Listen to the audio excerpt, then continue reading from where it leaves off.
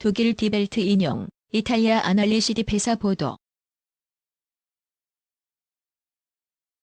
방산업체인 현대로템이 폴란드에 K2 흑표 전차 생산을 제한했으며 800대를 현지에서 생산할 것이라는 보도가 나왔다. 이탈리아의 군사 전문 매체 아날리시디 회사는 12일 독일 일간지 디벨트를 인용해 이 같이 보도했다. 디벨트는 독일과 프랑스가 폴란드 육군 현대화와 관련한 협력 문제에서 배제됐으며 이런 결정은 유럽 방산 정책과 안보에 심각한 결과들을 가져올 것이라고 보도했다. 디벨트는 폴란드와 협력을 거절하는 사례로 독일과 프랑스가 공동으로 개발하는 주력지상 전투 체제를 들고 폴란드는 새로운 전차 생산에 기꺼이 참여하려고 하지만 독일과 프랑스는 이 프로젝트를 혼자 수행하기를 더 원한다고 지적했다. 디벨트는 폴란드는 북대서양 조약기구의 동부를 방어해 군사 부담이 큰데 유럽 프로젝트에서 배제된다면 미국과의 협력이 더 집중하고 미국제 무기를 살 수밖에 없다고 전하고 이는 새로운 것은 아니며 유럽 국가에서 흔한 일로 독일과 프랑스가 환영하지 않는 일이라고 덧붙였다. 유럽 협력국으로부터 배제된 폴란드는 한국에서 새로운 군 파트너직 현대로템을 물색했으며 현대는 K2 모델을 폴란드에 제안할 것이라고 디벨트는 보도했다. 현대로템은 폴란드의 요구사항을 반영해 폴란드 내에서 800대가 생산될 수 있다고 디벨트는 내다봤다. 디벨트는 이어 이 계약으로 지금도 가장 많은 탱크를 보유한 폴란드가 독일과 프랑스 육군이 합친 것보다 더 많은 현대 전차를 배치하는 것을 목도할 것이라면서 현대 K2는 레오파르트 EA4, A5 250대, PT91 230대, T72 380대를 대체할 것이라고 덧붙였다. 디벨트는 독일이나 프랑스 산업계는 프로젝트에 추가 파트너가 필요 없다는 이유만으로 800대의 전차 수주를 이룰 것인가라고 물었다고 아날리시디 회사는 전했다. 앞서 폴란드 매체 디펜스24는 지난해 12월 현대로템이 폴란드 측에 폴란드의 생산 라인을 건설하고 기술을 이전해 K2 기반의 미래 전차를 생산하는 방안을 제안했다고 보도하고 K2 전차가 기동 사격하는 사진을 여러 장 게재했다. 디펜스24는 독일과 프랑스의 주요 지상 전투 체계로 알려진 울프 프로그램이 오는 2035년 종료될 수 있는 데다 폴란드의 참여도 불투명한 가운데 현대로템이 전차 생산과 산업 협력을 제안하고 있는 것은 대안이 될 수 있다고 소개했다. 디펜스24는 당시 현대로템이 폴란드의 K2 전차의 구매나 라이선스 생산을 골자로 하는 K2PL을 제안했다며 사업 규모를 수백억 질러티로 추정했다. 한편 K2 흑표 전차는 120mm 활강포로 무장하고 있으며 전투 중량은 무게는 55톤이다. 자동장전 장치를 적용해 승무원 3명이 탄다. K2 전차는 화재 제어 시스템, 데이터 교환 시스템, C4, 능동 자기방어 시스템 등을 갖추고 있다. 1500마력의 강력한 디젤 엔진이 뿜어내는 힘으로 도로에서 최고 시속 70km, 야지에서 50km로 주행할 수 있다. 탄약은 40발을 적재한다. 현대로템은 2011년 체결한 계약에 따라 1차로 K2 전차 100대를 2014년부터 한국 육군에 인도했다.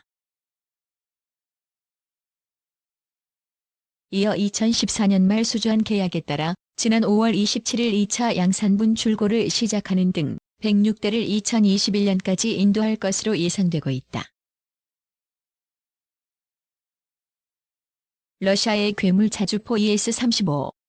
분당 16발, 사거리 70km.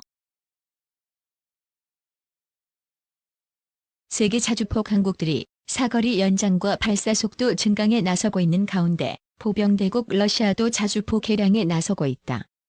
러시아는 분당 최대 16발, 최대 사거리 70km인 자주포를 개발하고 있다. 한국의 명품 자주포 K2는 분당 6에서 8발을 최대 52km까지, 독일의 최강 자주포 PHZ-2000은 분당 10발을 최대 67km까지 날린다.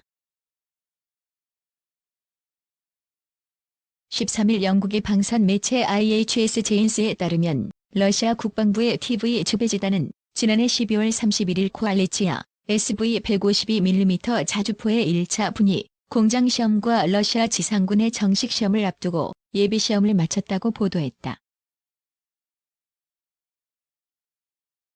코알라치아 자주포는 지난 2015년 모스크바에서 열린 2차 대전 승전 기념일 군사 퍼레이드 연습 때 처음으로 공개된 자주포다. 이 보도에 따르면 EA-88 152mm, L-52포가 4단계의 시험을 받았다. 첫 번째는 몸풀기 사격, 그 뒤 강화된 장약으로 2발 발사, 그 후 1개의 표적의 4에서 8발의 포탄을 발사했다. 러시아 방산업체 우랄곤자바드의 자회사인 우랄트란스마슈가 4대 시험용 자주포를 생산했다. UVZ의 2018년의 연례보고서는 ES-35 부품의 개발이 완료됐다고 기술했다. ES-35는 최대 발사 속도가 분당 16발, 최대 사거리는 로켓 추진탄의 여구 70km에 이른다. 일각에서는 최대 사거리가 80km 이른다는 주장도 있다. 어쨌든 사거리 연장과 최대 발사 속도를 높이기 위해 자동장전 장치와 사격단 약실을 냉각하기 위한 순항식 냉각 시스템을 갖출 것으로 알려졌다. T-14 아르마타 전차와 마찬가지로 승무원 3명은 자주포 전면에 나란히 배치돼 포탑 내부 인력은 없다. 초 차체는 T-14 전차 차체를 사용할 것으로 알려졌으나 공개된 차체는 바퀴가 6개여서 T-90 전차 개량형 차체를 사용한 게 아니냐는 관측이 나왔다. ES-35 자주포는 1989년부터 러시아군에 배치된 ES-19, MSTAS 자주포를 대체할 것이라고 즈베지다는 보도했다. 이 자주포는 구경 152mm로 1980년도에 개발된 것으로 1130대가 배치된 것으로 추정된다. T-72와 T-80 궤도 장착체 위에 포탑을 올린 형태이다. 길이 7.15m, 너비 3.38m, 높이 2.99m의 무게 42톤이다. 승무원은 5명이다.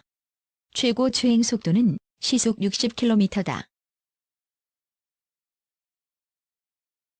제조사 측은 최대 사거리를 사거리 연장탄을 사용할 경우 36km, 고폭탄 29km로 밝히고 있지만 더 길다는 설도 있다.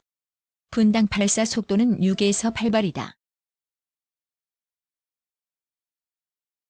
포탄 파편이나 지뢰로부터 방어할 수 있는 외부 철제 구조물과 포탑은 통째로 용접된 강철장 구조로 돼 있다.